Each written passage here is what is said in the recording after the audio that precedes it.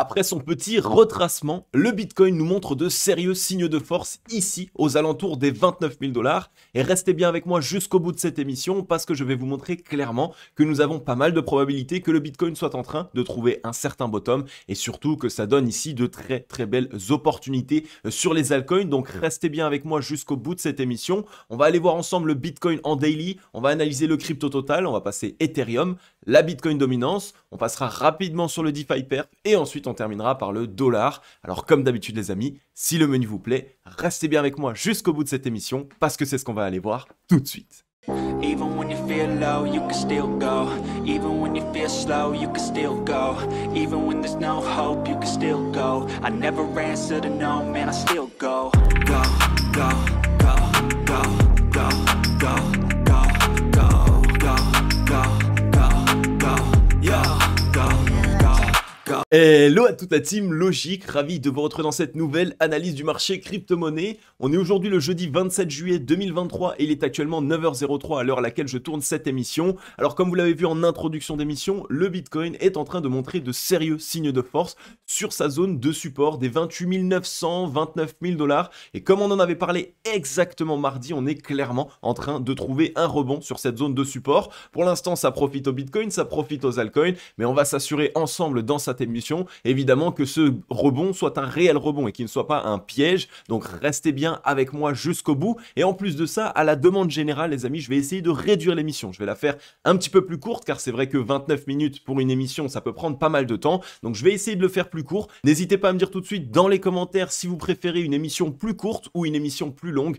Et comme ça, je pourrai faire en sorte d'essayer de m'adapter aussi à vos besoins. Donc voilà les amis, une fois ça dit, on va pouvoir passer tout de suite sur cette petite revue globale du marché crypto-monnaie. Un Bitcoin qui rebondit légèrement, 0,6% sur cette journée, mais on voit surtout que ça profite aux altcoins. Ethereum qui récupère 1,1%, XRP qui nous pousse plus 1,6%, le Solana très chaud avec 7,2% à la hausse, ADA Cardano qui nous pousse 3%, le Matic Polygon qui lui aussi nous pousse 3%, on voit le Stellar Lumens avec 10,3%, le BNB 1,6%, Polkadot avec 1,1%, bref, on voit clairement même le Chainlink ici avec 7,2%, on voit clairement que ce dip sur les altcoins est complètement racheté en ce moment même. Est-ce que c'est la smart money? Est-ce que ce sont les investisseurs un petit peu débutants qui veulent à chaque fois acheter les dips? Eh bien, c'est ce qu'on va voir ensemble dans cette émission. Donc, clairement, restez avec moi jusqu'au bout. Et surtout, on le voit en ce moment, on est tout pile en train de suivre nos scénarios. Donc, vous allez voir avec moi aussi que le Bitcoin est potentiellement dans une tasse séance. Et je vous en ai déjà parlé de cette figure. Et surtout, eh bien, je vais vous montrer où est le point parfait pour essayer d'investir sur la tasse séance et où c'est qu'on pourrait aller grâce à cette figure sur le marché crypto-monnaie. Donc clairement les amis, c'est ce qu'on va aller voir tout de suite. Juste avant les amis, comme vous le savez, je vous l'ai dit dans l'émission de mardi, j'organise mon premier webinaire live. Ce sera ce vendredi, donc d'ici demain, directement à 20 h, on aura notre premier webinaire live. Alors vraiment, c'est totalement gratuit. J'ai envie qu'on passe une super bonne soirée. Vous êtes déjà plus de 70 à avoir réservé votre place. Et donc pour cette raison, il va y avoir un certain nombre de cadeaux tout au long de l'émission. Je vais vous partager à la fois des bonnes stratégies, des outils à prendre en compte, mais aussi je vais vous faire gagner des choses. Je vais vous faire gagner des USDT parmi tous les participants et je vais vous faire gagner potentiellement des accompagnements. Donc les amis, réellement, venez vous inscrire, c'est totalement gratuit. Le lien est en description, il est aussi en commentaire épinglé. Rejoignez-nous directement dans ce webinaire qui aura lieu demain à 20 h. On aura clairement de très grandes choses à voir ensemble puisque au menu, on va voir ensemble les 4 piliers pour lesquels il faut investir dans le Bitcoin. Donc clairement aujourd'hui, le Bitcoin ici nous apporte 4 piliers nécessaires sur le marché crypto-monnaie et qui nous montrent que c'est un marché qui a encore de l'avenir. En numéro 2, on va savoir comment acheter au bon moment sur le marché crypto-monnaie. Je vais vous partager des réelles stratégies et aussi directement des automatismes que vous devez mettre en place de votre côté pour vous assurer d'acheter au bon moment et de ne pas acheter un top de marché.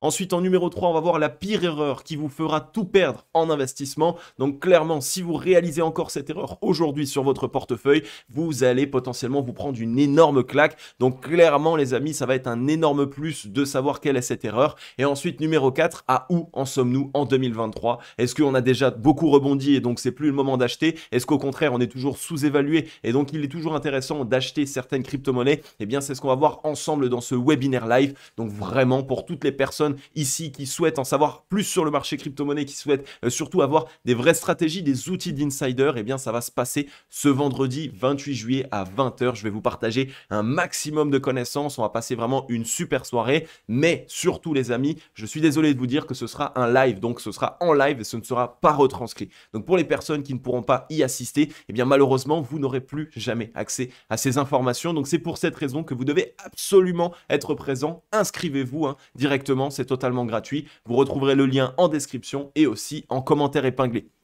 On peut passer maintenant sur le Scalpex Index. On y voit un Crypto Fear and Greed dans la neutralité 51. Donc pour l'instant, on voit que la psychologie n'est pas encore retournée dans la peur. À voir un petit peu, comme vous le savez, je préfère généralement qu'une correction, qu'un dip sur le Bitcoin ainsi que sur les altcoins nous replonge dans la peur. Ça, ce serait vraiment le scénario parfait puisque ça aurait montré que cette correction a joué son rôle, c'est de créer de la peur, de faire en sorte de faire capituler un certain nombre d'investisseurs et ensuite on relance. Là, actuellement, on est en train de trouver un petit rebond avant d'être retourné dans la peur. Donc, on va bien surveiller ce qu'il se passe. Il va falloir qu'on surveille évidemment certaines validations puisque vous le savez, l'analyse psychologique, c'est clairement aujourd'hui l'un des piliers de ma stratégie d'investissement et de ma stratégie d'analyse que je vous partage au quotidien. Donc, on va bien surveiller tout ça. Un social index sur Up, un market order flow en recherche de vente. On voit aussi que clairement, actuellement, on est en train de tenir le scénario que je vous ai mis en place mardi. On voit ici ce canal que je vous avais tracé ici avec ces deux grosses trendlines bien épaisses ici. Comme vous le voyez, on est revenu dessus et on a immédiatement trouvé rebond. Donc, c'est un très bon signal. Et pour vous rappeler un petit peu de cette émission de mardi, pourquoi est-ce qu'on a en place directement cette espèce de canal? Eh bien, c'est parce que je pense qu'actuellement, le Bitcoin est dans une disposition de tasséance. Une tasséance se fait en deux points. C'est tout simplement ici la tasse.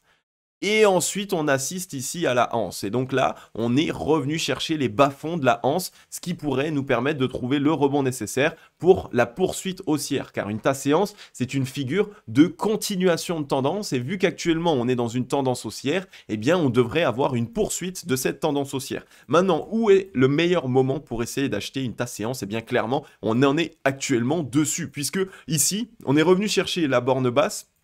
Et surtout, eh bien, on a déjà assisté à une bonne partie de la consolidation. Donc, ce qui se passe dans une tasséance, c'est qu'on assiste souvent à ce dernier mouvement pour revenir chercher toutes les liquidités ici qu'on avait précédemment. Et ensuite seulement, on repart très fortement. Donc, on liquide tous les longs qui s'étaient positionnés ici entre les 30 000 et les 29 000 $ et ensuite seulement on relance très rapidement pour éviter qu'il y ait trop d'investisseurs qui puissent rentrer dans le train. Et donc, de cette manière, ça permet au whale de récupérer des liquidités, mais aussi évidemment ici tout simplement d'obtenir un point d'entrée extrêmement important. Alors, petit bug ici d'affichage, voilà. Donc, un point d'entrée extrêmement important et pertinent entre les 28 800 et les 28 900 ici. Clairement, on voit qu'on a eu beaucoup de rachats. Regardez ici toutes les mèches qui sont rachetées, mais on voit aussi et surtout que pour l'instant, on a clairement aussi une vraie pression vendeuse qui est appuyée, donc ici qu'on voit, mais malgré tout, le prix arrive à monter. Donc autant vous dire que généralement, quand on y voit ici une pression vendeuse aussi importante, mais que le prix arrive toujours à monter, eh bien c'est tout simplement que les whales rachètent ici, elles permettent de pousser le prix et qu'à l'inverse, on a un transfert de liquidité qui est fait de la part des mains faibles, donc des investisseurs qui ont peur et donc qui se mettent à vendre petit à petit leur position et qui ont peur qu'on aille plus bas. Donc ça, c'est extrêmement important et pertinent à prendre en compte puisque évidemment, quand la majeure partie des investisseurs commencent à se délester de certaines positions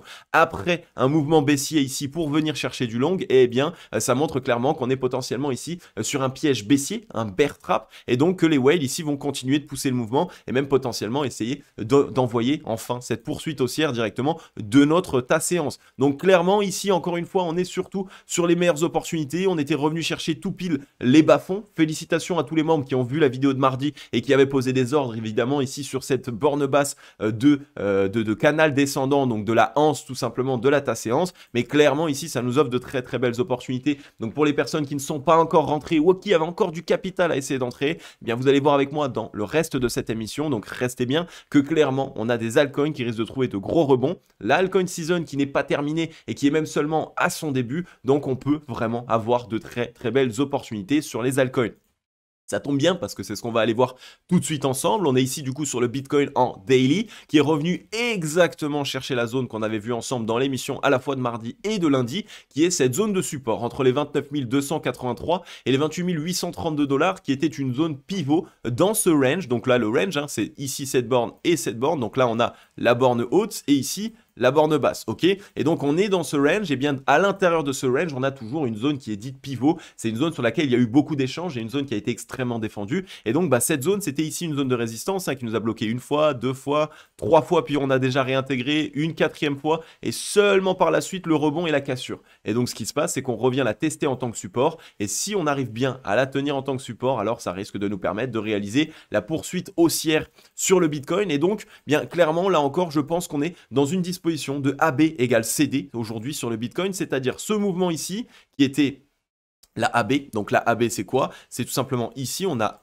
A, B, et donc on assiste à une correction, et là on devrait avoir ce qu'on appelle la réciproque. La réciproque c'est tout simplement la CD, et donc pour pouvoir mettre en place cette réciproque, on prend le bottom sur lequel on s'est posé et on réplique tout simplement le mouvement de cette AB égale CD, ce qui pourrait nous ramener aux 35 516 dollars sur le Bitcoin, et donc qu'on revienne enfin chercher un nouveau plus haut sur les derniers mois qu'on a eu, et en plus de ça aller enfin casser cette zone des 31 000 32 000 dollars, récupérer aussi les liquidités qui se trouvent ici et revenir chercher quasiment les 0,382 de Fibonacci. Donc clairement ici, on voit que ça concorde, hein, la AB égale CD qui nous ramènerait jusqu'au 0,382, donc aux alentours des 35 500, 36 000 dollars. Clairement, c'est ce que je vois sur le Bitcoin actuellement, puisqu'il y a aussi beaucoup de personnes qui, sur cette correction, ont paniqué et ont pensé qu'on allait aller chercher 26 000, 27 000 dollars, voire même ici les 25 000 dollars. Il y en a même qui pensaient qu'on allait aller chercher plus bas, puisque j'ai beaucoup de membres qui me posaient la question de est-ce que on va revenir chercher entre les 22 000 et les 20 000. Donc évidemment, cette correction a créé du flou, elle a créé de la peur par la même occasion. Donc c'est un énormément bon signal pour nous dire que les investisseurs faibles sont en train de quitter. Potentiellement, ils sont en train d'essayer de vendre en se disant ok, on va limiter les pertes et on rachètera plus tard quand ce sera plus bas. Et donc clairement, les whales, elles prennent ici de contre-pied. On a le rebond. On a ici le rebond deuxième avec le retest de cette zone pivot, et ensuite on permet de renvoyer le cours, et donc ça permet de transformer ce premier V-bottom en un double bottom, et c'est ça qu'on voulait, c'était un double bottom pour nous assurer d'une reprise. Donc clairement c'est extrêmement important, et en plus si on voit, on a pour l'instant les volumes vendeurs qui sont complètement décroissants. Donc ici sur cette baisse, on a un volume qui est décroissant, donc ça montre que ce mouvement baissier n'est pas appuyé actuellement par la smart money, mais que ça a été simplement un mouvement pour venir récupérer des liquidités. Maintenant si on regarde sur le RSI, on est sous les 50 de RSI, les acheteurs ont bien récupéré de la force, on risque dans un premier temps de trouver rebond, d'aller retester les 50, et il y a deux possibilités, soit on s'en fait rejeter et on teste un W pour le réintégrer, soit on vient le casser immédiatement, reteste en pullback et ensuite on se relance, et là comme vous le voyez ça permettrait enfin d'avoir le double bottom pour réaliser le mouvement excessivement haussier. On reviendra enfin au-dessus des 80 de RSI, ces fameux très gros mouvements que le marché crypto-monnaie nous offre quand les acheteurs ont bien récupéré de la force, et surtout quand on a sorti un maximum de personnes dans le train. Et si on regarde sur le ratio long short, eh bien regardez-moi ça, la force qu'il nous reste. On est clairement ici plus proche de la zone de survente que de la zone de surachat. Donc les vendeurs ont beaucoup perdu de force, et les acheteurs à l'inverse, eux, ont récupéré de la force. Donc clairement, regardez tout ce qu'il nous reste actuellement comme force à pouvoir déverser si on voulait mettre en place un mouvement. Ça permettrait de valider ce gros double bottom et d'aller chercher ce mouvement excessivement haussier. Donc on a toute cette force ici acheteuse qu'on peut commencer à déverser, et donc clairement ça peut nous permettre ici de nous relancer et d'aller chercher, comme je l'ai dit tout à l'heure, entre les 35 500 36 000 dollars sur le Bitcoin. C'est quelque chose qui est tout à fait atteignable. Donc vraiment les amis,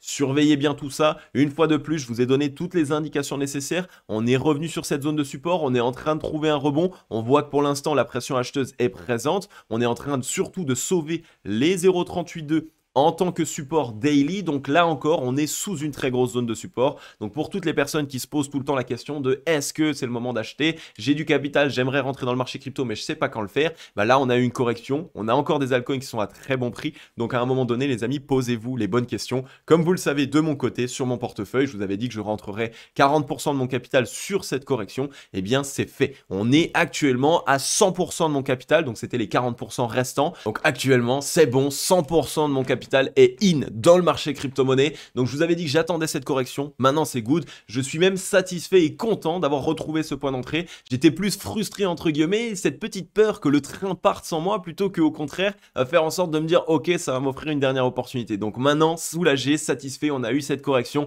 on a eu encore des altcoins dans des meilleures zones de prix. Donc clairement ici 100% de mon capital actuellement est dans le marché.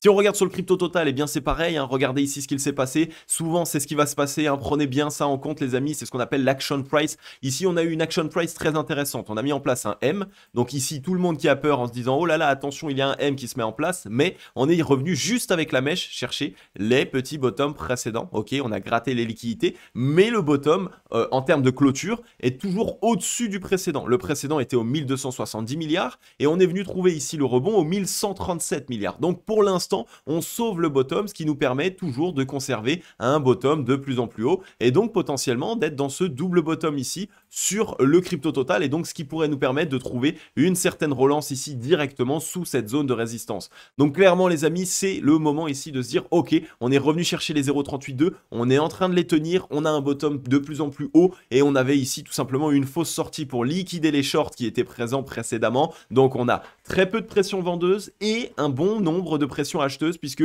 l'action price nous le montre, on est revenu liquider tout simplement les quelques longues précédents, mais on tient un bottom plus haut que le bottom précédent. Donc là clairement sur le crypto total c'est extrêmement intéressant. On voit qu'on est venu sortir de la zone de neutralité, mais que pour l'instant regardez, on est en train de vouloir la sauver là, on est en train de racheter. Donc quand on rachète juste sous la zone de neutralité, eh bien ça permet de montrer que les acheteurs veulent défendre cette zone et essayer de la récupérer, et donc on ne le laisse pas aux vendeurs et qu'on ne permet pas aux vendeurs de continuer ce mouvement baissier et d'envoyer encore plus de force vendeuse dans le marché. Donc ici en termes d'analyse de momentum c'est extrêmement puissant puisque ça pourrait nous permettre de nous relancer comme sur le Bitcoin dans ces très gros W et donc de vraiment avoir ici ce mouvement excessivement haussier qui pourrait avoir lieu et qui permettrait ici au crypto total de repartir à la hausse et d'aller chercher, hein, comme vous le savez, sur le crypto total, on a ici cette zone déjà de résistance aux 1342 milliards, donc c'est liquidités à revenir chercher là. On a les 0,382 qui sont aux 1600 milliards, et si on veut tout simplement répliquer comme sur le Bitcoin la petite AB égale CD,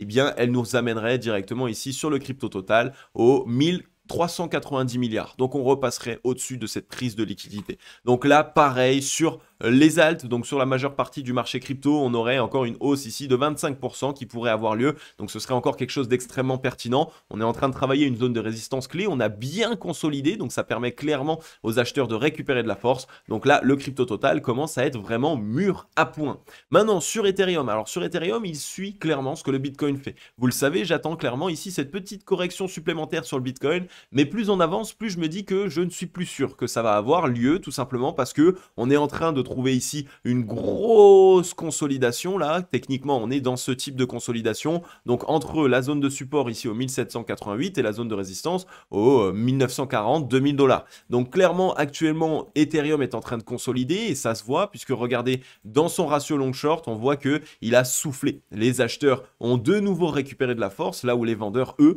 bien sont plus proches de leur zone de survente. Donc là, pareil, il pourrait se passer comme sur le Bitcoin, le croisement et aller chercher plus haut. Et donc, ça permettrait le double bottom. Et potentiellement, vu que maintenant, on a de nouveau réussi à bien récupérer de la force avec cette consolidation, potentiellement que Ether pourrait casser cette zone de résistance, hein.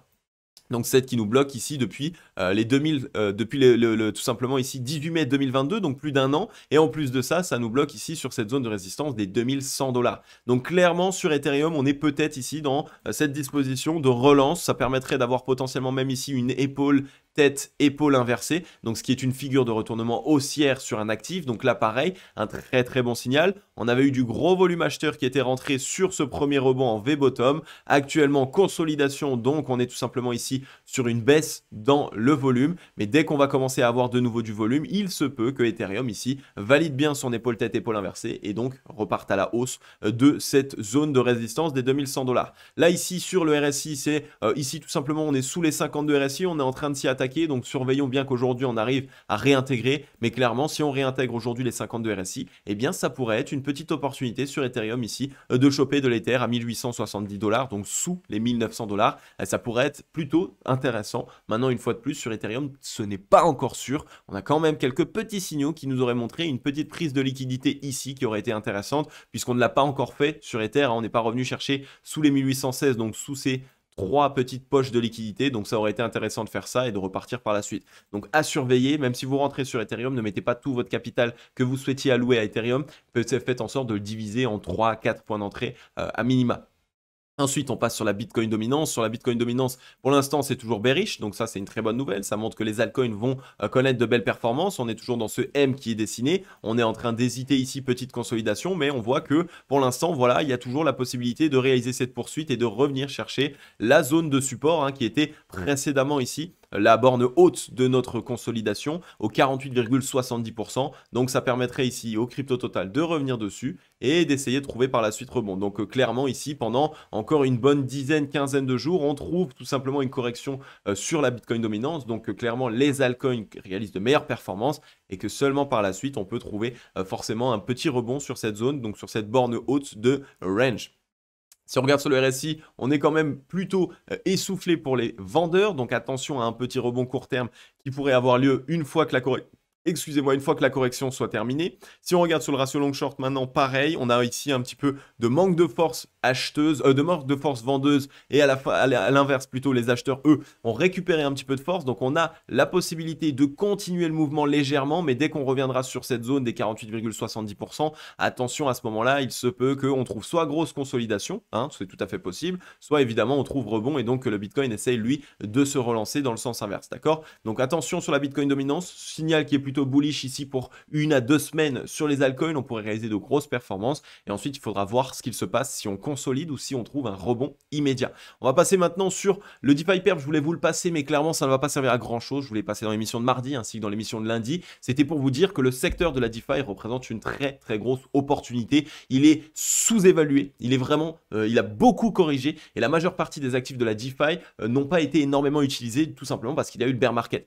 Qui dit bear market dit qu'il y a moins de volume, dit qu'il y a moins d'échanges. Donc qui dit moins d'échanges dit évidemment que les outils de la DeFi sont moins utilisés. Mais clairement, je pense que là, on est en train de trouver un énorme bottom sur le secteur de la DeFi. Donc n'hésitez pas à aller jeter un œil les amis, ça pourrait être extrêmement pertinent. Et maintenant, qu'est-ce qui me dit qu'en plus de ça, on peut enfin connaître un gros rebond sur le marché crypto? Eh bien le dollar, il est parti, il est parfait les amis. Regardez-moi ça, le M qu'on a mis en place. Donc gros M. Qui montre un signal ici de retournement de tendance baissière. Deuxième M ici, retournement de signal tendance baissière encore une fois. Et là, qu'est-ce qu'on a fait? Petit rebond et on revient chercher la ligne de coup de ce M ici là. Donc ici, on a la ligne de coup qui se trouve ici. On est en train de revenir la chercher en tant que résistance et on s'en fait rejeter. Donc ça, clairement, c'est le meilleur signal pour nous montrer qu'un actif est en train de corriger et donc qu'il est potentiellement ici en train de vouloir partir plus bas et que ça peut permettre au Bitcoin et au marché crypto de trouver un meilleur rebond. C'était une très grosse zone de support précédemment. C'est devenu une résistance puisqu'on l'a cassé à la baisse, reteste en tant que résistance. C'est ce qu'on appelle un throwback. Et ensuite, on est en train de connaître la poursuite. Donc là, on vise l'objectif de la zone de rechargement acheteuse entre les 99,12 points et les 95 points. Donc clairement ici, le dollar est enfin dans cette disposition baissière qui est en train de se mettre en place. Sur le ratio long short ici, certes, les vendeurs n'ont plus énormément de force, mais on voit qu'on continue de pousser petit à petit. Donc ça peut se faire petit à petit. Ça ne va pas forcément être une correction d'un pic. Ça peut être tout simplement quelque chose comme ça. On corrige, on rebondit, on corrige, on rebondit. Et ça, on le fait de manière à revenir chercher cette zone de rechargement acheteuse. D'accord ? Ensuite, sur le RSI, on voit que là, on a toujours un peu de force pour essayer de continuer la poursuite. Mais en fait, c'est surtout sur le weekly que ça se joue, puisque sur le weekly, regardez, sur le ratio long short en weekly, on était revenu chercher la zone de neutralité. Donc là, on a encore la force pendant 3-4 semaines, je pense, de pousser à la baisse ici sur le dollar. Donc ça pourrait être tout simplement la possibilité de pousser petit à petit jusqu'à cette zone de rechargement acheteuse qui nous fera trouver une consolidation. Donc là, clairement, le dollar est dans sa disposition baissière. Enfin, j'ai envie de vous dire, ça fait du bien. Et ici, si on regarde sur le MACD, aucune divergence pour l'instant à noter. On fait des bottoms de plus en plus bas. et des tops de plus en plus bas. Donc ça, c'est un très bon signal. Ça montre que le dollar corrige bien tranquillement, petit à petit, et donc il pourra faire quelque chose comme ça le temps de partir dans les bas-fonds. Donc clairement ici, c'était le signal qu'on attendait et que personnellement, j'attendais encore dernier signal pour m'assurer un rebond sur le marché crypto. C'était cette correction du dollar, cette disposition baissière sur le dollar. Elle a eu lieu. Pour ma part, tout est dans le vert. Toutes les étoiles sont alignées. C'est le moment où on risque enfin de pouvoir profiter de belles performances sur le marché crypto-monnaie. Ok les amis, j'en ai terminé avec cette émission. Clairement, j'espère qu'elle vous aura fait kiffer un maximum. J'ai essayé de la réduire en termes de durée. Dites-moi dans les commentaires ce que vous en pensez. Et surtout, faites-le moi savoir avec un très gros like si vous avez kiffé cette émission. Juste avant de conclure cette émission, je voulais vous rappeler les amis que vous pouvez rejoindre mon webinaire totalement gratuit, celui de demain 20 h. Vous pouvez nous rejoindre en vous inscrivant avec le lien dans la description. Il est aussi en commentaire épinglé. C'est totalement gratuit. Ça va être une soirée de folie. Si on atteint les 100 membres, 100 personnes en live, clairement, je vais vous faire gagner encore plus de cadeaux que ce que j'ai déjà prévu à la base. Donc les amis,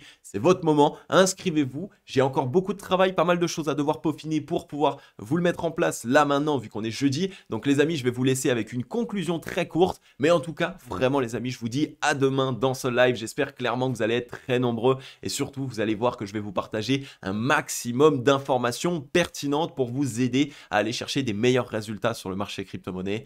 Les amis, vous le savez maintenant, je vais vous souhaiter à tous et à toutes une agréable journée ou une agréable soirée. C'était Cryptologique. Ciao, bye bye.